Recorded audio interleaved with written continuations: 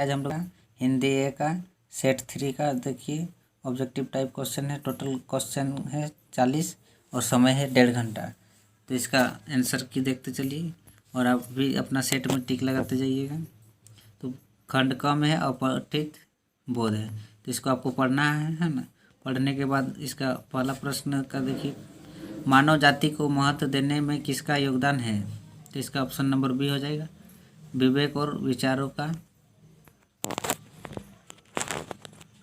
दूसरा में मनुष्य की श्रेष्ठता की नींव क्या है। तो इसका ऑप्शन नंबर सी है, सद्विचार। तीसरा क्वेश्चन है, विचारों की पूंजी में शामिल नहीं है। तो इसका ऑप्शन ए है, उत्साह। चौथा है, मानव में वास्तविक प्रवृत्तियां क्यों जागृत होती है। तो इसका ऑप्शन नंबर सी हो जाएगा, कुविचारों के कारण।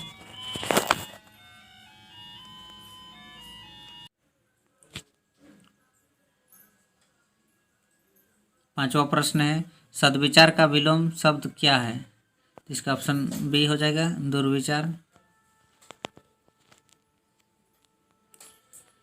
उसके बाद फिर 6 से 10 नंबर का प्रश्न पढ़, यहाँ क्या है, पद्यांश दिया हुआ है तो पद्यांश को पढ़ना है। तिनका तिनका लाकर चिड़िया, है ना। तो इसको पढ़ने के बाद देखिए इसको आप पढ़ लीजिएगा।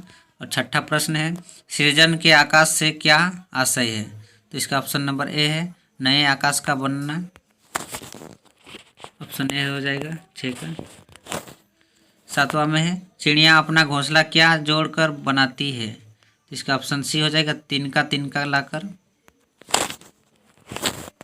आठवां प्रश्न है, मानव और दानव में क्या अंतर है। तो इसका ऑप्शन ए हो जाएगा, मानव आंसू पूछते हैं होना चाहिए, और दानव आंसू लाते हैं।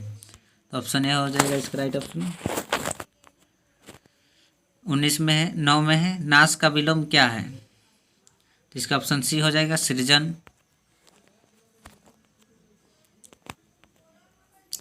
इसके बाद 10वां प्रश्न है, कविता का संदेश क्या है। तो इसका ऑप्शन डी सही हो जाएगा, खुद मिट कर भी दूसरों का भला करना चाहिए। उसके बाद खंड ख में है, व्याकरण। चिड़िया आसमान में उड़ती है, इस वाक्य में कौन सी क्रिया है। तो इसका ऑप्शन ए हो जाएगा, सकर्मक क्रिया। उसके बाद 12 नंबर, जिस वाक्य में कर्ता और क्रिया उपस्थित होते हैं किंतु कर्म ना हो, वह कौन सी क्रिया होती है।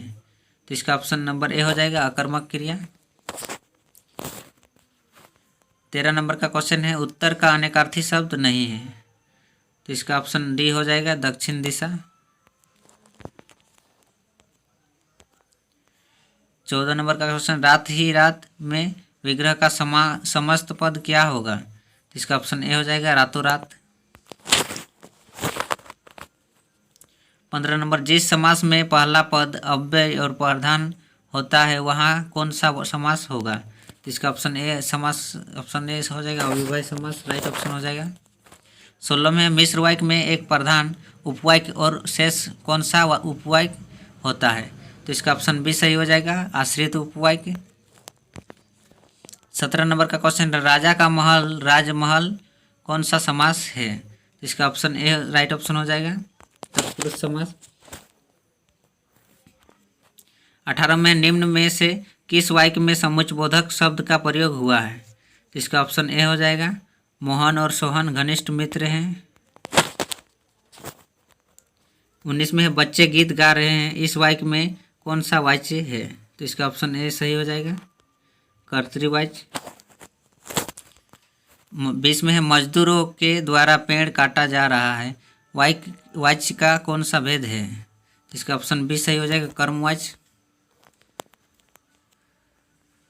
उसके बाद खंड ग में है, 24 से 25 का प्रश्न क्या है, गद्यांश को पढ़ना है और उसके बाद उत्तर देना है। 21 में है, प्रस्तुत पद में किसकी मन की बात मन में ही रह गई है। तो इसका ऑप्शन ए सही हो जाएगा, गोपियाँ की। 22 में है, कृष्ण ने गोपियों के लिए कौन सा संदेश भिजवाया। तो इसका ऑप्शन नंबर बी हो जाएगा, योग का।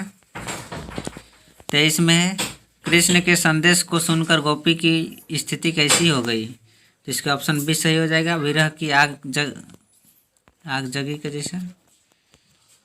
24 में है गोपियाँ के अनुसार कृष्ण ने कौन सा मर्यादा का उल्लंघन किया? तो इसका ऑप्शन सी हो जाएगा प्रेम का, ये प्रेम की। फिर 25 में है उत्साह कविता किन अर्थों की ओर संकेत करती है? तो इसका ऑप्शन बी हो जाएगा ललित कल्पना क्रांति चेतना के साथ नव निर्माण नव संचार की ओर। ऑप्शन नंबर बी इसका राइट ऑप्शन हो जाएगा। उसके बाद 26 में है जलजात का अर्थ क्या होगा? तो इसका ऑप्शन बी हो जाएगा कमल का फूल।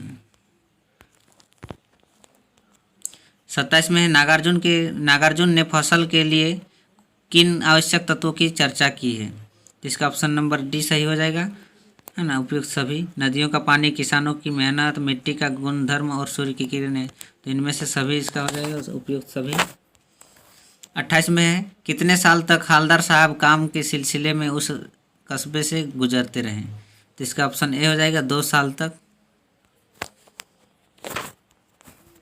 फिर गद्यांश दिया हुआ है, गद्यांश को पढ़ना है ना, और उसके बाद उसका उत्तर देना है। तो गद्यांश आप पढ़ लीजिएगा। 29 में है प्रस्तुत गद्यांश किस कहानी से लिया गया है? तो इसका ऑप्शन बी सही हो जाएगा नेताजी का चश्मा।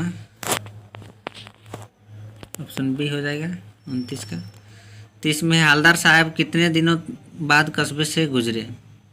तो इसका ऑप्शन डी सही हो जाएगा 15वें दिनों बाद। 31 में कस्बे के चौराहे पर किसकी प्रतिमा लगी हुई थी? तो इसका ऑप्शन ए हो जाएगा नेताजी सुभाष चंद्र बोस की। 32 में हालदार साहब को क्यों लगा कि अब मूर्ति पर चश्मा नहीं होगा?